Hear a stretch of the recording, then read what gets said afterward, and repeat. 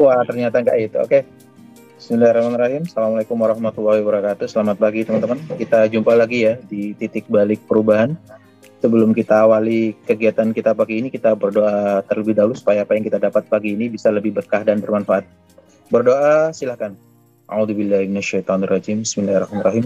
Rabbi zidna ilma warzuqna fahma birahmatika ya arhamar rahimin. Amin.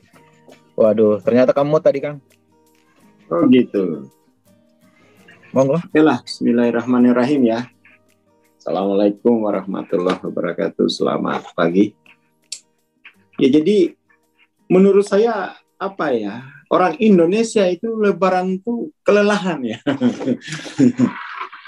Kita lihat saja tol sudah 30 kilo ya.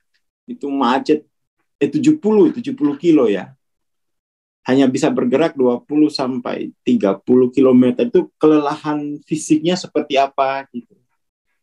Dengan kelelahan fisik seperti itu, saya kira tidak akan kuat baca buku gitu. Akan kuat baca buku. Jadi ada semacam apa ya, pemborosan sumber daya gitu. Dan itu rutin nasional gitu ya, rutin. Iya, tradisi Kalau kan. sebesar itu ke pameran buku misalnya, ya kita akan booming gitu ya. Ya itulah masyarakat kita itu Lebaran itu artinya ya ngumpul gitu ya.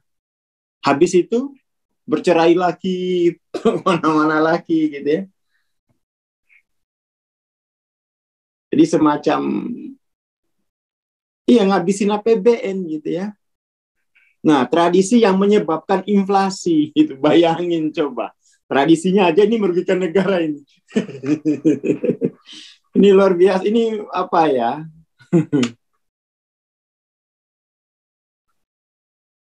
Ya ini kita perlu apa ya? Gimana ini mengubah selera ya. Mengubah mentalitas ya. Oke, kita kembali ke topik kita ya.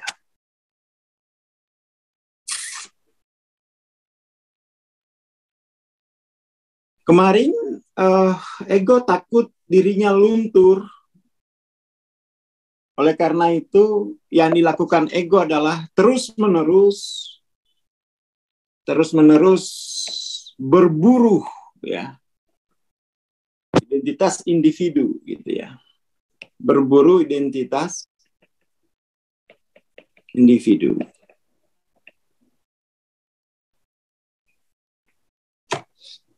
Terus itu. Ya kan?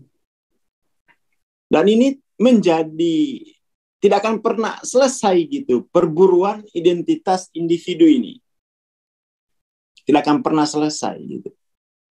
Ini yang bikin hidup tuh melelahkan karena secara hukum termodinamika ya kalau nggak salah, termodinamika 2, pada sistem tertutup itu entropinya kan chaosnya tinggi gitu kan.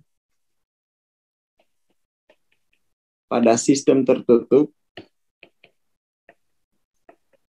tingkat chaosnya itu tinggi.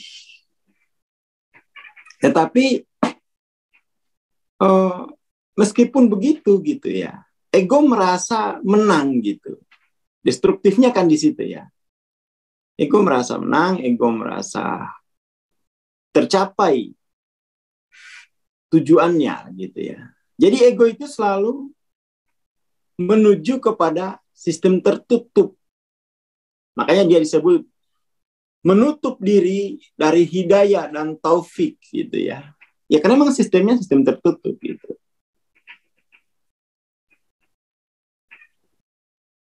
Dengan menutup diri, ilusi keterpisahan ya. Karya.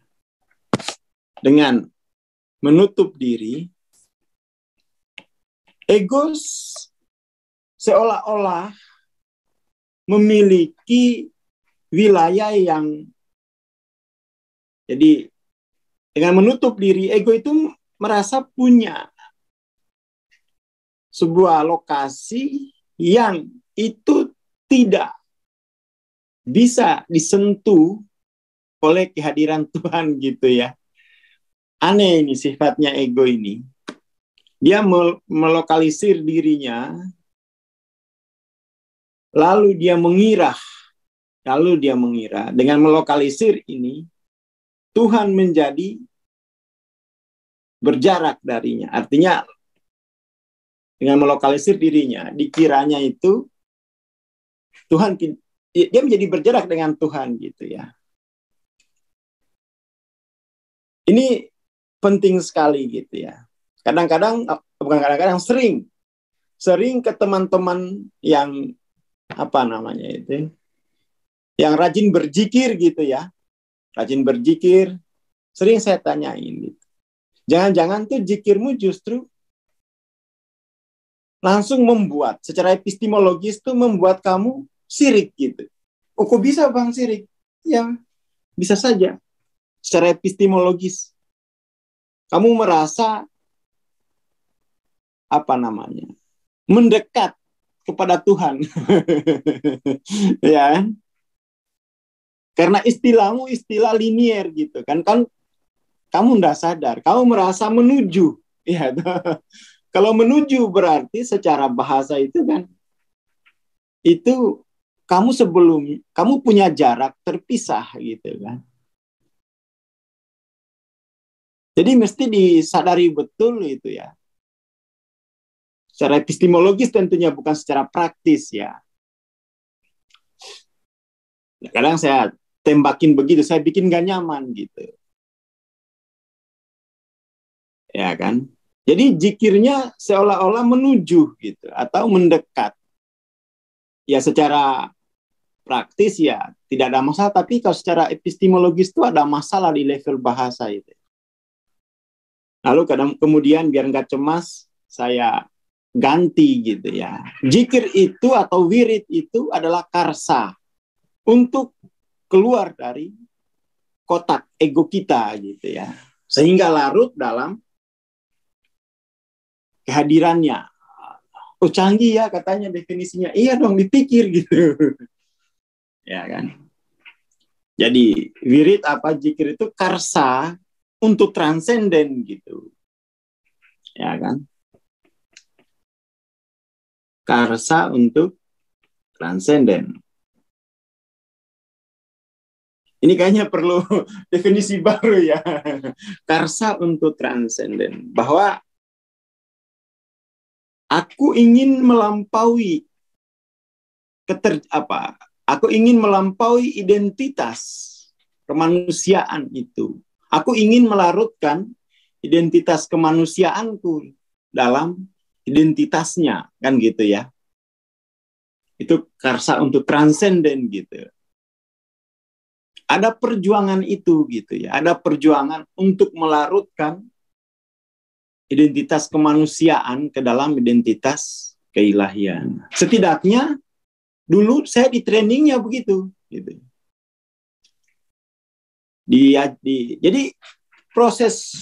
jadi kemanusiaan kita itu dibangun, dibongkar gitu ya. Dibangun, dibongkar, dibangun, dibongkar, dibangun, dibongkar. Ya kan.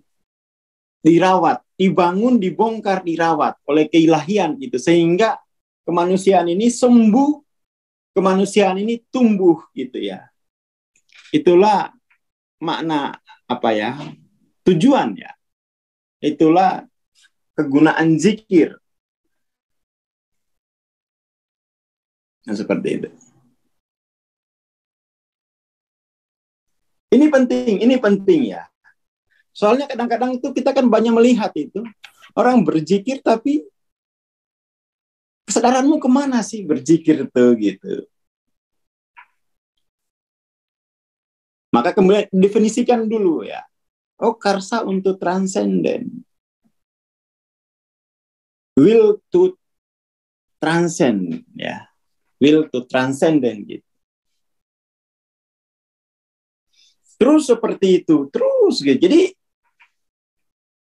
ya kan setelah transen lalu tafakur, mentafakurkan alam, ya, merawat, membangun kembali, menyusun kembali, memulihkan kembali kemanusiaan itu.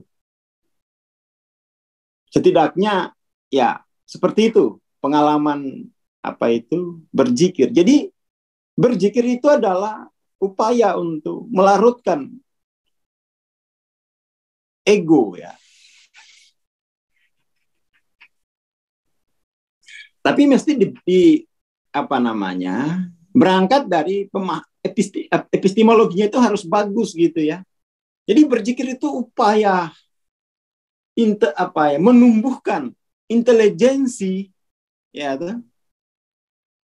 Jadi dibanding baca buku, ya, dibanding baca buku, proses berzikir itu luar biasa agungnya gitu ya, karena will to transcend, karsa untuk transenden gitu. Artinya ketika kita karsa untuk transenden, kemanusiaan kita dibongkar gitu ya. Kemanusiaan kita dihancurkan gitu ya. Sehingga nanti kemanusiaan-kemanusiaan yang mungkin ketika tercecer gitu kan, sudah apa namanya, sudah terbongkar, lalu kita himpun lagi, ya toh. Lalu kita himpun lagi, kita rawat lagi dari keilahian itu, terus menerus begitu, terus menerus, sehingga kemanusiaan itu menjadi sehat gitu ya, jadi sehat, tidak sakit, terus tumbuh kemanusiaan itu, compassion-nya itu selalu tumbuh. Ini kan yang kadang-kadang kita lihat, lu zikirnya udah 10-an tahun gitu ya, tapi tidak playfulness gitu ya, stres, prestasi tidak ada, membongkar menghancurkan meleburkan lah ya, meleburkan kemanusiaan, lalu kemudian mengumpulkan kembali, itu kan latihan laboratorium terbesar di alam semesta itu, ya kan. Lalu kemudian merawatnya kembali, itu kan luar biasa latihan semacam itu, dan itu tidak bisa kita dapatkan dari membaca buku gitu kan. Nggak ada kegiatan yang sebesar berzikir itu. Karena kita meleburkan alam semesta, lalu kemudian menghimpunnya kembali, lalu kemudian merawatnya kembali. Itu proses tesis, antitesis, sintesis masih kurang besar dibandingkan dengan proses berzikir itu. Itu berat berzikir itu. Berat dia. Kalau dihitung pakai alat itu ya, di otak kita apa yang terjadi dengan ketika berzikir dalam pengertian karsa untuk transenden, berarti kan lebur kemanusiaan. Lalu kemudian dicelupin ya, dihidupin kembali, lalu dirawat dengan lebur lagi. Jadi dengan begitu ego itu akan dia bisa terpantau gitu ya, luntur karena dicelupin lagi gitu. Maka memang zikir ini aktivitas batin yang paling tinggi dibanding dengan yang misalnya tafakur, kemudian apalagi tafakuh gitu ya.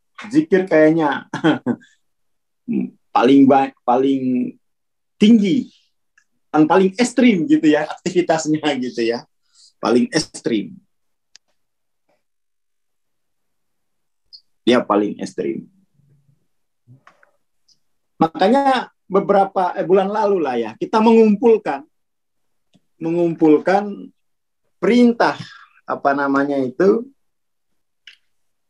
kan di Quran tuh ada perintah, misalnya ada 7 kompetensi batin kan, 7 kompetensi batin Ada zikir, ada tadabur, ada tafakur, ada tafakuh, ada ihata, ada ta'akul. Itu ayat yang paling banyak itu tazakur, zikir. Jadi yang paling banyak dari 7 kompetensi batin itu, zikir itu paling banyak sendiri gitu. Zikir itu paling banyak sendiri. Karena memang prosesnya setelah saya, dalam pengalaman saya, buset ya, karsa untuk transenden itu luar biasa gitu. Karsa untuk transenden itu tidak mudah. Mesti meleburkan seluruh identitas di alam semesta, seluruh identitas yang tumbuh, yang bermula dalam waktu, gitu ya. Dileburkan semua. Waduh, semalais, muyang-muyang gitu ya. Jadi Anania dia ingin tumbuh dalam waktu sejarah, zikir, karsa transenden itu dia akan leburkan itu gitu ya. Jadi paling indah ini kita mulai, zikir itu karsa untuk transenden, meleburkan seluruh identitas yang tumbuh dalam semesta lah ya. Atau dalam waktu semesta. Dalam waktu tak kekal gitu ya. Kan bahaya kalau identitas kita itu dia berakar pada identitas dalam waktu tak kekal ya kan? Jangan sampai dikekalkan gitu. Nah itu dengan karsa transenden zikir itu dia bisa hancur. Ego takut dirinya akan larut dalam kehampaan gitu ya. Dan sebagai konsekuensinya kesadaran juga akan hilang. Nah, seluruh identitas dalam waktu tak kekal itu orientasinya adalah siapa? Who gitu ya. Who? Anania gitu kan. Anania.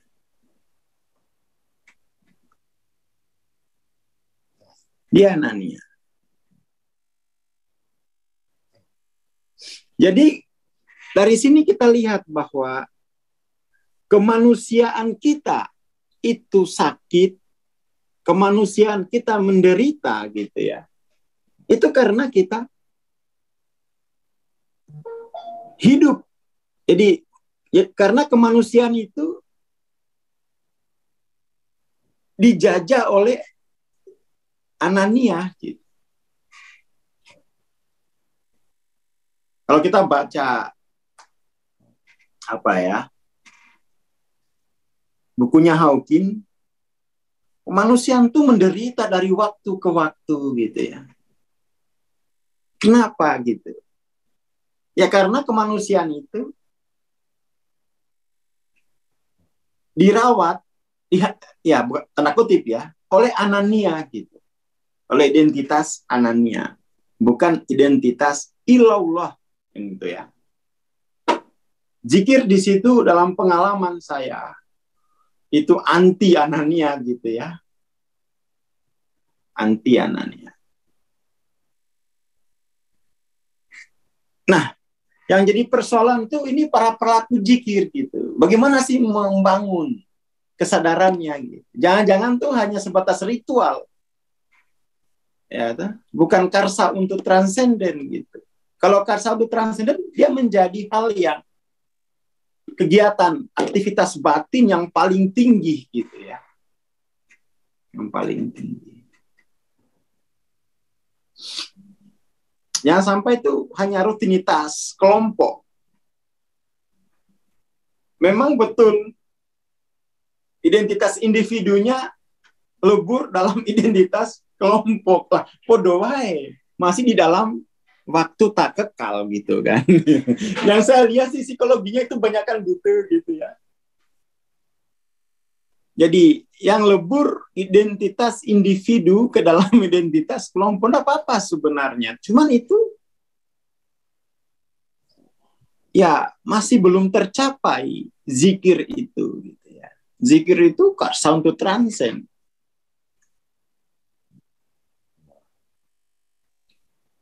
Makanya ketika ditanya dulu gitu ya, bagaimana transenden gitu ya? Ya zikir lah. Loh, kok bisa? Loh, iya. Wah, kita kok nggak ngerasain itu gitu. Ya, ya itu tergantung kamu lah. Definisi zikirmu mendekat toh. Nggak total larut toh. Definisi zikirmu ini mendekat menuju, ya nggak sampai-sampai. Definisinya mendekat. Mesti larut kan, transcend. Transcend. Jadi ini juga nih pentingnya bahasa gitu ya. Kesadaran bahasa itu penting. Jangan direduksi kan. Apa misalnya larut. Larut itu kan intim ya. Manunggal. Lalu kita reduksi menjadi mendekat gitu-gitu. Akhirnya kan otak kita ya, akhirnya ego justru dengan kata mendekat kan identitas ego itu tidak larut ya tuh. Menuju, tetap saja dia bergerak dalam kotak identitasnya itu kan. Jadi ini memang penting sekali kesadaran bahasa ini. Zikir, ribon gitu ya. Gitu.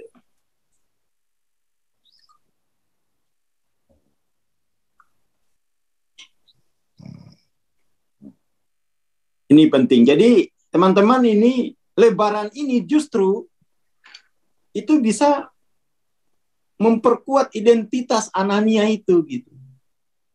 Iya tuh. Dan kita biayai itu sangat mahal gitu ya. Kita membiayai anak keananiahan itu dengan mahal gitu. Itu poinnya gitu ya.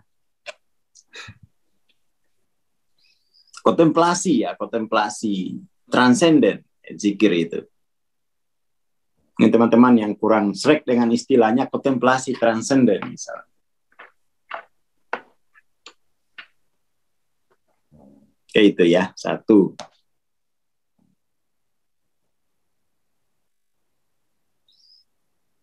Ego bisa disebut pusat pemrosesan dan perencanaan, fokus integratif, eksekutif, strategis, dan taktis yang mengatur, menanggung, menyortir, menyimpan, dan mengambil alih.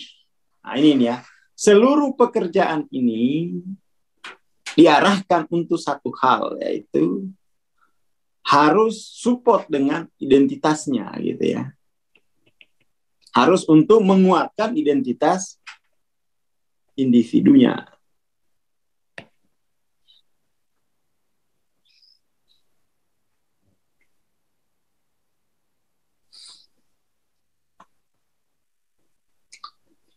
Harus untuk menguatkan, kalau tidak menguatkan identitas individu dia tidak mau.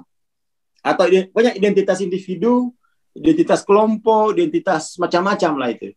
Seluruh identitas dalam waktu tak kekal gitu ya.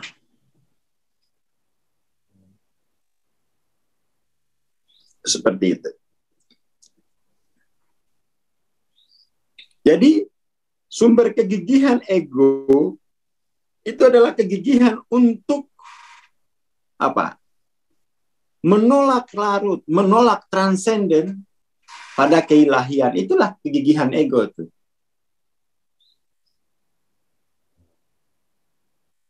Dia anti kontradiktif ya ego itu. Anti kontradiktif. Ya. Kan kontradiktif. Diri ini adalah yang ilahi sekaligus manusiawi gitu ya. Kan kontradiktif itu. Ya ego enggak mau gitu. Ya saya manusiawi aja kalau ada Tuhan gitu. Atau kalau nggak ada Tuhan, saya Tuhannya deh. Itu kan ateis mutlak sama ateis relatif ya. Justru orang-orang yang beragama itu rawan terjebak pada ateis relatif gitu. Ya kan? Kalau ateis mutlak ya nggak ada Tuhan. Tapi kalau ateis relatif, anti kontradiktif juga gitu. Sebenarnya.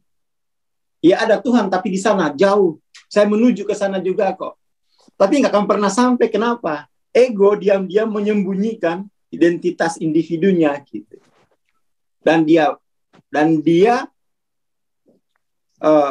lapisi identitas individu tadi dengan logika anti kontradiktif. Jadi identitas individu ini dilapisi oleh berbagai macam logika sistem pertahanan gitu ya. Salah satunya anti kontradiktif. Sudah ini. Kalau sudah anti kontradiktif ini, hidayah, apalagi taufik, ini semacam anti rudal begitu ya. Dia bisa alihkan gitu. Dia bisa alihkan terus-menerus.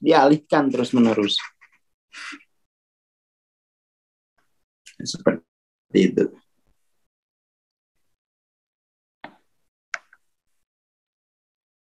Itu poin pentingnya gitu ya. Dia punya kemampuan perencanaan gitu ya. Perencanaan untuk anti kontradiktif gitu ya. Mengerikan ini, mengerikan. Dalam ya, saya kan 5 tahun ini, setiap hari itu memfasilitasi proses transendensi. Setiap hari memfasilitasi proses transendensi. Salah satu temuan terbesar saya, temuan terbesar gitu ya. Temuan terbesar saya adalah saya jadi paham gitu. Kenapa Tuhan cemburu gitu ya. Kenapa Tuhan cemburu gitu ya. Setidak-tidaknya ini pemahaman dari hasil melihat gitu. Oh iya ya, jangankan Tuhan aku cemburu nih digituin gitu. Melihat perilaku ya. Perilaku orang-orang yang bertuhan gitu. Jadi Tuhan itu disebut namanya, Tuhan itu diharapkan kehadirannya gitu ya. Tetapi setelah hadir gitu, ya misalnya doa makan begitu ya, Tuhan itu hanya untuk mengusir setan di meja makan kita gitu. Tuhan tidak kita jadikan tujuan gitu. Ya siapa yang nggak cemburu gitu. Kita undang-undang begitu kan. Setelah datang begitu, kita jadikan dia hal yang sekunder.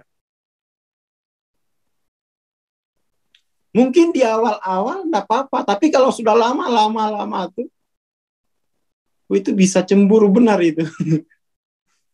Ya kan? Ya Allah, hanya Engkau yang kutuju, iya. Tapi itu hanya pada tataran bahasa, tidak pada tataran mana epistemologis bahwa saya akan melarutkan seluruh identitas tak kekal ini ke dalam dirimu gitu kan. Nah, sampai pada kesadaran itu gitu. Itu kemudian kita menjadi apa ya? Jadi yaitu cemburu itu artinya Tuhan itu disebut, Tuhan itu diminta, tetapi dia hanya sebagai pelayan dari keananiahan kita gitu. Wah, ya kan? Itu yang paling besar ya saya temu, ada gerak jiwa semacam itu gitu. Jadi Tuhan ini semacam tukang servis kendaraan kita di alam semesta gitu ya. Ya udah, jadi Tuhan tuh hanya kalau supir itu pun supir bayaran gitu. Tuhan tuh kita naik mobil nih, ya kita bukan supirnya, tapi dia supir bayaran. Namanya supir bayaran, dia tidak bisa menentukan tujuan gitu kan. Ya cemburu lah kalau gitu ya. Jadi Tuhan tuh sering kita perlakukan sebagai supir bayaran kita gitu. Dia memang ada, diakui ada gitu ya. Tetapi dia ada, tetapi itu untuk menjaga identitas Anania kita gitu kan. Itu kan bukan hubungan yang hubungan yang diinginkan Tuhan gitu. Ya kan? Ibaratnya itu gini. Misalnya nih, kasih contoh yang lucu tapi ngena gitu ya. Misalnya yang lucu tapi seru. Ada yang belajar di PCI misalnya, ya tuh. Tapi gurunya saya ganti. Gurunya Pak Rudi yang punya, saya asumsikan Pak Rudi yang punya PCI gitu. Lalu ada yang belajar. Terus Pak Rudi ngelamar satu yang belajar gitu. Udah nikah. Tapi Pak Rudi masih terus-menerus memperlakukan yang dilamar tadi sebagai muridnya gitu. Ya cemburu. Ya, iya sih. Ya kan. Awalnya kan bagus tuh. Lama-lama, tapi kalau sudah naik, sudah kelamaan begitu ya, lu udah mengerti orang ini berarti ini ya. Walah, ini demi status aja saya ini. Jadi Tuhan tuh masih Tuhan pada level kemasuk akalan, pantas-pantasan aja ini berarti ini. Belum menjadi tujuan untuk larut. Ya, lama-lama itu ya cemburu ini. Cemburu. Tapi karena kita ya seperti itu sikapnya gitu ya. Sikapnya sebenarnya ya keananian itu bikin cemburu gitu. Cemburu itu kan saya kira bahasa cinta daripada kita sebut murka dia. Itu kan cemburu itu kan sebentar lagi murka. Ya toh? Oh, kalau cemburu ditenono Tapi Tuhan masih bilang saya cemburu aja. Karena masih dasarnya cinta kan. Tapi itu sebenarnya bahasa lain dari murka, tapi Tuhan tidak menggunakan itu kayaknya. Ya apa aku murka sama kekasihku gitu kan. Cemburu aja gitu. Karena ada Anania, ada ilah yang lain selain ilallah, ya kan. Dia cemburu gitu.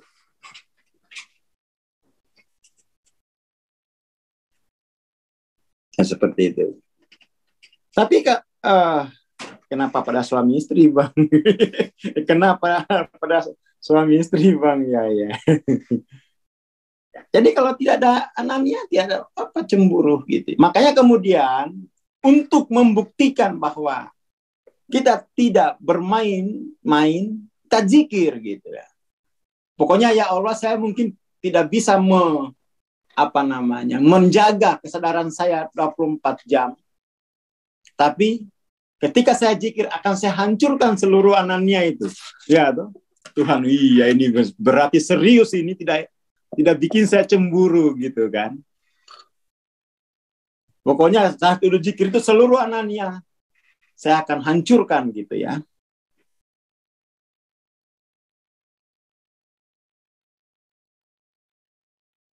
Ya saya kira itu ya. Yaitu Tuhan menggunakan kata cemburu gitu ya. Cemburu. Karena cinta dasarnya gitu. Dan cinta Tuhan itu kemudian kita balas dengan sikap. Sebenarnya tidak berbalas, tapi hanya dalam bentuk karsa. Karsa untuk, ya Allah pokoknya seluruh Anania dalam kemanusiaan ini, Saya hancurkan ya. Saya hancurkan. Itulah mana transenden gitu. Wirid, zikir itu karsa untuk menghancurkan seluruh Anania. Mau apa coba? Kita juga berjuang seperti itu gitu. Pokoknya seluruhnya akan saya hancurkan terus-menerus. Gitu. Ada perjuangan itu gitu yang di ini. Walaupun mungkin seumur hidup kita tidak akan pernah steril dari Anania itu, tetapi kita punya karsa untuk mensterilkan itu. Yang dilihat kan karsanya itu kan, bukan hasilnya, tapi seberapa komitmen, seberapa integritas kita untuk selalu larut, untuk selalu melarutkan segala macam yang berpotensi menumbuhkan Anania gitu ya. Sebenarnya ego tidak jahat gitu. Ego nggak jahat. Dia hanya ingin bertahan hidup gitu. Ego itu tidak jahat. Ego hanya ingin mandiri dalam ruang waktu ini, ya tuh. Dia hanya ingin mandiri sebenarnya. Bahasa itu bagus ya mandiri itu, tapi sebenarnya enggak. Dia hanya ingin dominan ya. Jangan mandiri deh, biar nggak dikomplain sama orang manajemen gitu ya, orang psikologi. Dia hanya ingin dominan. Dia hanya ingin dominan ego itu. Mengalienasi yang lain. Ini namanya ini karsa untuk dominan, itu namanya ujub ya. Ujub. Ujub itu karsa untuk dominan. Karsa untuk dominan. Itu ujub.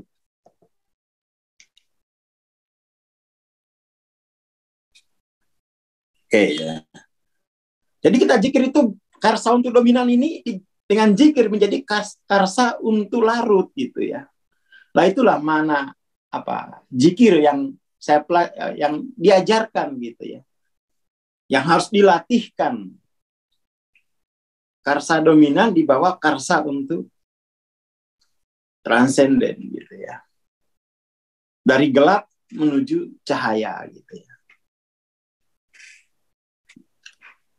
Dan itu perjuangan yang paling besar saya kira kalau ada amal yang dikasih ganjaran, paling besar itu ya zikir itu.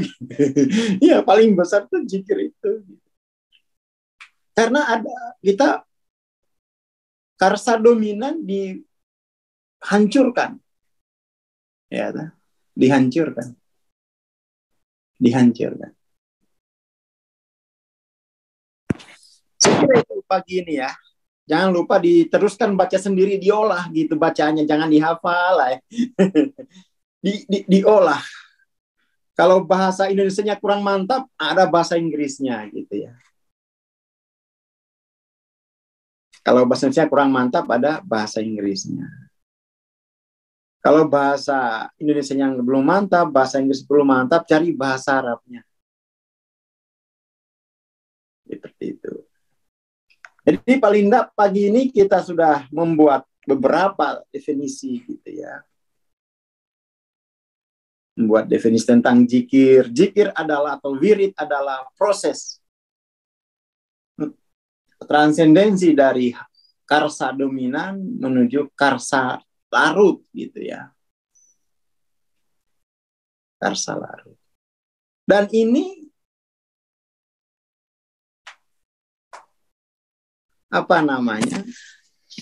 dan ujung dari larut itu kan ikhlas ya toh? Ujung larut itu kan ikhlas. Ikhlas. Jadi dengan dengan ikhlas tuh kita apa istilahnya itu? Kan repot. Misalnya kayak orang belajar misalnya. Agama itu kan kita hanya suruh ikhlas saja gitu. Ikhlas. Ikhlas. Itu beda dengan misalnya kita sekolah ya. Sekolah. tinggi-tinggi. Lalu masyarakat tidak memperlakukan kita dengan apa namanya, tidak dihormati gitu. Ya kita bisa marah itu, nggak ikhlas. Wong aku ini udah tinggi-tinggi kok, nggak dibuat dominan gitu kan. Kalau agama itu kan enggak. Hancurkan terus anaknya itu sehingga kamu tidak lagi tidak punya kebutuhan pada makhluk, perlakuannya makhluk gitu kan. Kan begitu kurang lebih itu maknanya itu kan. Sehingga kamu tidak butuh lagi pada perlakuan makhluk. Kamu udah cukup dengan aku aja, ya kan? Kalau kita masih cukup dengan ini kan cemburu kan begitu, berarti nggak cukup dengan saya ini ya. Masih main mata ya. Dia masih ini gitu ya. Dilatih dengan zikir terus-menerus gitu ya. Zikir adalah karsa transenden. Ketika transenden, ya diri larut gitu kan. Diri larut. Itu saja. Terima kasih. Assalamualaikum warahmatullahi wabarakatuh. Waalaikumsalam warahmatullahi wabarakatuh. Terima kasih Bang Aswar, terima kasih teman-teman. Insya Allah kita masih akan ketemu besok pagi ya. Jangan lupa dibaca terus buku Dissolving Ego-nya. Yang belum punya bisa segera order ya. Mumpung mungkin ada dana THR ini. Terima kasih. Assalamualaikum warahmatullahi wabarakatuh.